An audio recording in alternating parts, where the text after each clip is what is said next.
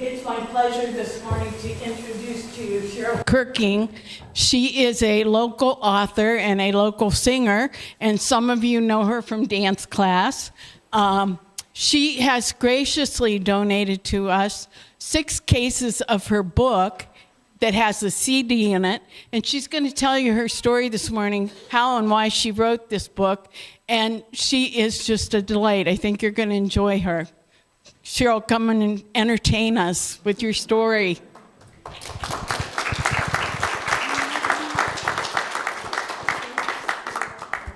Thank you, Sue. Well, now I have to be entertaining. I didn't know I had to be entertaining. I thought if I just get through it, I'm doing pretty well. Good morning. Good morning. I'm Miriam and Cindy. They're in my dance class. And Rachel, we dance together too. I have a habit when sitting in church of taking notes. And my husband, David, who's with me, knows that. And it seems like no matter what I plan on saying before a song, something else pops up.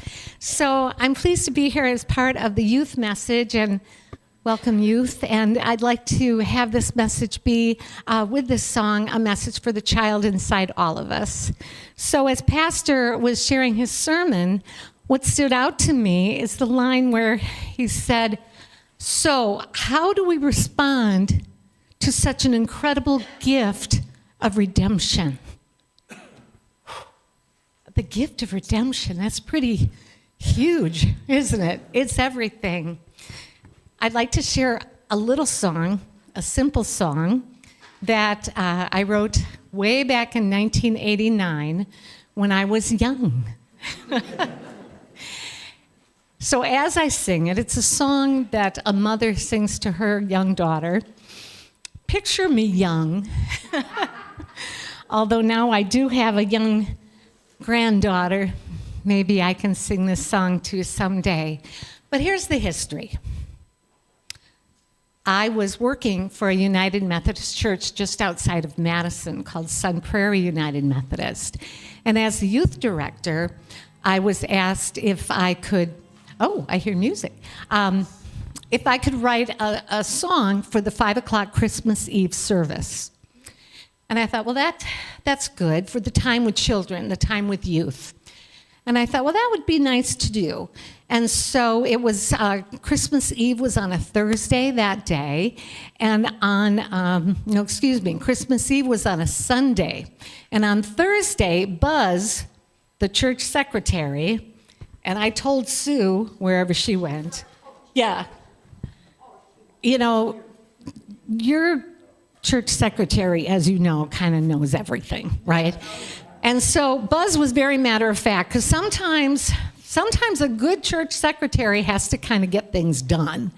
And she said to me, what's the title of your song for the Christmas Eve service? And I said, well, I don't know yet. I haven't written it yet. And Buzz said, well, you take your guitar and you go in that choir room and you write that song, because I'm doing the bulletin in 30 minutes. Okay. So I went into the choir room and I said a little prayer. I said, God, I really want this to be something that the youth, the children will leave the 5 o'clock service going home to their families for Christmas, and understanding how we respond to that gift of redemption, how we respond to what God has given us through the birth of Christ. So I prayed that little prayer. It wasn't quite that poetic. It was more like, God, I need a song. Buzz needs to do the bulletin. Okay, that's pretty much how my prayer was. So this is what came out. And as a result, this little song kind of grew. And eventually Dave and I were invited to leave our church, not because we were kicked out, but said, Cheryl, you and Dave go sing your songs. And this was on an LP back in 1989. Now, this is a youth, time with youth. The LP, you know what those are? Those black plastic things. DJs scratch them for rap and stuff, right? You know, look like a Frisbee. So here we go. And as I sing it, I want the youth and the child and all of us to think about, what gift do you have to give back to God? We celebrated today the gifts that our veterans gave. That's huge. And yet we have small gifts that we may not realize are so important. And maybe they're not so small. I've walked into this church a couple times this week. The Uptons working away at the keyboard and the computer, and the quilting group and the bridge group sharing fellowship, and that's not a small thing. And who else did I see? The Samaritan's Purse boxes being filled, and the choir today sharing songs. So what gift do you have? And maybe this song will remind us that what seems like a small, simple gift might not be so small.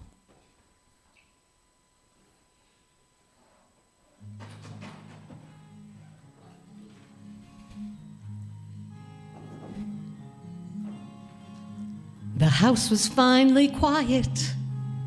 The kids were all in bed. And all the things I had to do were running through my head. I was putting one last package beneath the tree, and then I heard my little daughter's voice, "Mommy, tuck me in again." I put her in her little bed and tucked in her sheets. She looked at me with big bright eyes, saying, "Mommy, I can't sleep. I've got presents for you and Daddy, for Grandma and Uncle Jim. But tomorrow's Jesus' birthday, and I've got no gift for him. What can I give Jesus, Mommy? Please help me to see. What would a king like Jesus want from a little girl like me? If I could only send it, I'd mail a package right away. But I have nothing to give him, and tomorrow's Christmas Day." Her face was so solemn, with a halo of soft curls, and I saw Jesus in the eyes of my little baby girl. And in that tender moment, I brushed her cheek and smiled, so thankful I could see God through the sweet eyes of a child. What can I give Jesus, Mommy? Please help me to see. What would a king like Jesus want from a little girl like me? If I could only send it, I'd mail a package right away. But I have nothing to give him, and tomorrow's Christmas Day. You gave Jesus a gift this morning when you put your toys away, and you give him a present every time you smile at me that way. And the picture you drew for Grandma was a gift to Jesus too, for he's right here beside us, and he sees all we do. What can I give Jesus, honey? You've helped me to see what a Savior like our Jesus wants from girls like you and me. And you gave Christ a gift tonight by helping me to see the important part of Christmas is inside you and me. The most important part of Christmas is inside you and me.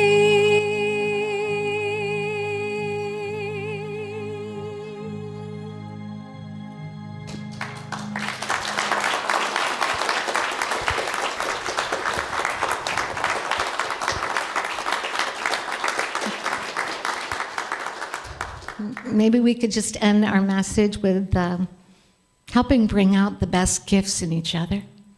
So many times we think our gifts aren't that important, but sometimes it just takes one person to show appreciation of what God has gifted us and saying, you know, that meant so much when you sent that card or you smiled at me when I was new. And it's my hope, as Sue said, that the books we've donated, to be honest, it's nice and warm here in Mesquite. We came from Wisconsin. We love it here. And we still have some books left from years of doing what I do, what we do. Dave's my helper in every way. And we did not want to go back to Wisconsin to do book signings and Christmas concerts.